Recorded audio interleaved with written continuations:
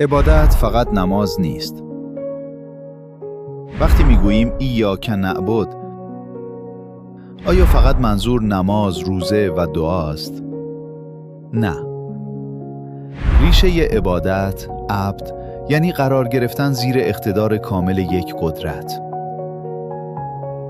یعنی ما اعلام می‌کنیم ای الله، ما خود را با اختیار زیر فرمان کامل تو قرار می‌دهیم.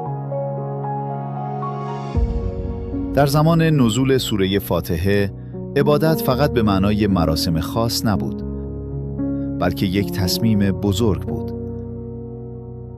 ترک همه اقتدارهای دیگر، پذیرش کامل اقتدار الله. پس نماز عبادت است. جهاد عبادت است. عدالت عبادت است. ترک گناه عبادت است. عبادت یعنی تمام زندگیت را در چارچوب فرمان الله تنظیم کنی. اما امروز عبادت را فقط در مناسک و مراسم محدود کرده ایم و این کوچک کردن یک مفهوم بزرگ است.